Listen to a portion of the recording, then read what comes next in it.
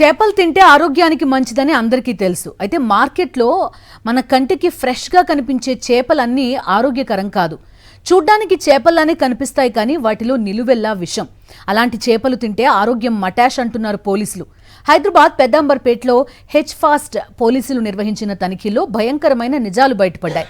Chicken వ్యర్థాలతో చేపల్ని పెంచి వాటిని మార్కెట్లో విక్రయిస్తున్నారు ఏపీకి చెందిన కొందరు చేపల చెరువుల నిర్వాహకులు. ఇందుకోసం హైదరాబాద్ నుంచి నిత్యం వందల లారీల్లో చికెన్ వ్యర్థాలు ఏపీలోని పలు ప్రాంతాల్లో చేపల చెరువులకి తరలి వెళ్తున్నాయి. ముఖ్యంగా గుంటూరు, భీమవరం, వినుకొండ, అద్దంకి చేపల చెరువుకు తరలిస్తున్నట్టు తెలుస్తోంది. జీహెచ్ఎంసీ పరిధిలో హెచ్ఫాస్ట్ పోలీసుల దాడుల్లో ఈ నిజం బయటపడింది. పెద్దాంబర్పేట వద్ద తనిఖీలు నిర్వహించిన హెచ్ఫాస్ట్ పోలీసులు లారీల్లో ఏపీకి తరలిస్తున్న 100 టన్నుల చికెన్ వ్యర్థాలను స్వాధీనం చేసుకున్నారు.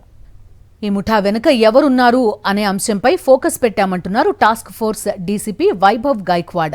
మరింత సమాచారం మా ప్రతినిధి రవిచంద్ర అందిస్తారు. హైదరాబాద్ నుంచి చికెన్ వ్యర్థాలని చెరువుల కోసం పంపిస్తున్నారు. ఈ ముఠాను గుట్టురట్టు చేశారు హైదరాబాద్ టాస్క్ ఫోర్స్ పోలీసులు. ఇదే అంశాన్ని మాట్లాడేందుకు task force DCP Vaibhav Gaikwad గారు ఉన్నారు. సార్, అంటే ఎంత క్వాంటిటీ చికెన్ స్వాధీనం చేసుకున్నారు చెప్పండి.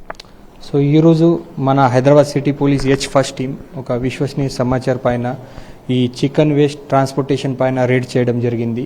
సో ఈరోజు మేము 4 పర్సన్కి అప్రెంట్ చేశాము.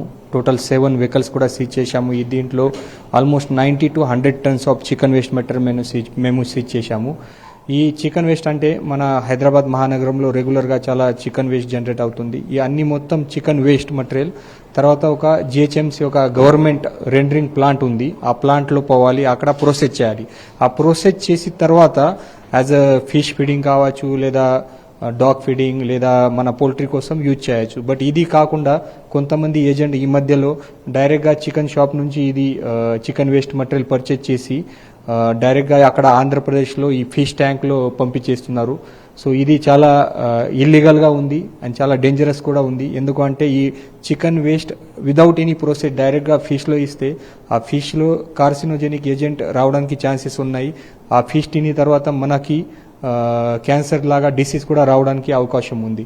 అంటే ఈ ముఠా గుట్టు రట్టు ఎలా చేశారు అంటే ముఖ్యంగా దీని వెనకాల ఎవరున్నారు? అంటే ఇక్కడ ఉన్నటువంటి ఒక హోటల్సా, లేదంటే చెరువుల చేపలకు సంబంధించిన ఇదంతా అంతా ఎట్లా జరుగుతుంది ఇదంతా? సో ఇది ఈ చికెన్ వేస్ట్ కోసం మన గవర్నమెంట్ సైడ్ నుంచి ఒకటి రెండరింగ్ ప్లాంట్ ఉంది. ఆ రెండరింగ్ ప్లాంట్లో ప్రాపర్గా ఈ అన్ని కలెక్షన్ చేసి అక్కడ పోవాలి, అక్కడ ప్రాసెస్ చేయాలి. బట్ కొంతమంది ఏజెంట్స్ ఈ మధ్యలో వచ్చి అది షార్ట్ టర్మ్లో ఇన్కమ్ రావడానికి వాళ్ళు ఈ బిజినెస్ల మధ్యలో ఇన్వాల్వ్ చేస్తున్నారు. ఇది చికెన్ షాప్ వాళ్ళకి కొంచెం మనీ ఆఫర్ చేసి అక్కడ నుంచి డైరెక్ట్గా ఆటో పంపించేసి అక్కడ నుంచి కలెక్ట్ చేస్తున్నారు.